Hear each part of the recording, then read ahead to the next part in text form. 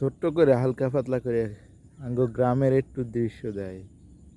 দেখেন, যত দূর যায় কৃষক সকালবেলা কাজ করতে থাকে, ভোরবেলা থেকে শুরু করে।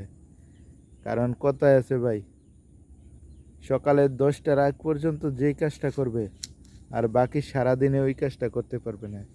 তাই কৃষক আমরা যারা আছি গ্রামে কাজ করি, তারা ভোরবেলায় ঘুম থেকে উঠে চলে আসি, ফজরের নামাজ পড়া শেষ, খেতে আসা শুরু আস্তে আস্তে। নামাজ পড়ে একটু বইসা হালকা ইয়ে করে চা পানি খাইয়া, বিস্কুট মুড়ি খাইয়া, তারপরে যার যেমন সাধ্য। ওই যে সামনে লুজ ব্যাকেট, ওই যে আরেকটা লুজ ব্যাকেট, ওই যে মানুষ দৌড়ফাত আছে, মানুষ কাজে আয় পড়ছে ভাই, কাজ করতেছে। আমাদের গ্রামটা অনেক সুন্দর। আর এখন তো ধান ক্ষেত দেখেন, সবুজের সমারোহ। আর কয়দিন পরে সোনালি ফসলের লাইন হয়ে যাব, সব সোনালি আঁশ হয়ে যাবে ধান।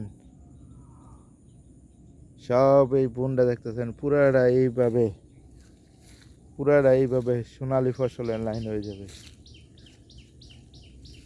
এখন ধান পুরা পুরা তারা এই বসে, এই যে এই সাইডে ধান, ওই সাইডে টাল, ওই সাইডে মানুষ কাজ করতেছে পুঁইশাক খেত এইভাবে। আর এই সাইডে এসে ট্যাক,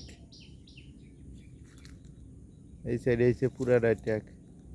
এই সাইডে মানুষের বাড়ি, এই সাইডে মানুষের বাড়ি, এই সাইডে ক্যামেরা লাগিয়ে দেখা যাইতেছে না, আন্দা হো গিয়া হো ক্যামেরা, গাছগাছালি লেগে।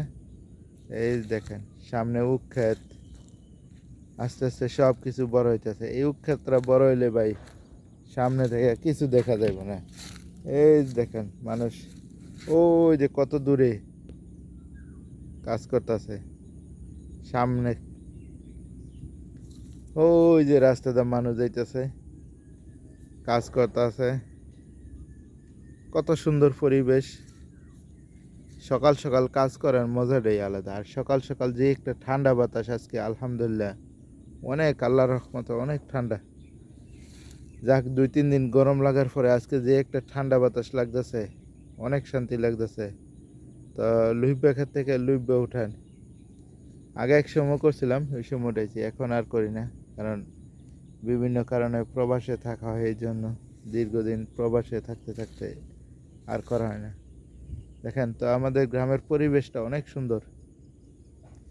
তো বিশেষ করে এই জায়গাটা বসে থাকতে, এই যে তাল গাছও এই সাইডে আন্দা বসে থাকতে অনেক ভালো লাগে, অনেক ঠান্ডা বাতাস লাগে। কারণ এই সাইডটা নিচু, এই জায়গাটাতে অনেক ঠান্ডা বাতাস লাগে। তো ভালো লাগলে লাইক কমেন্ট শেয়ার।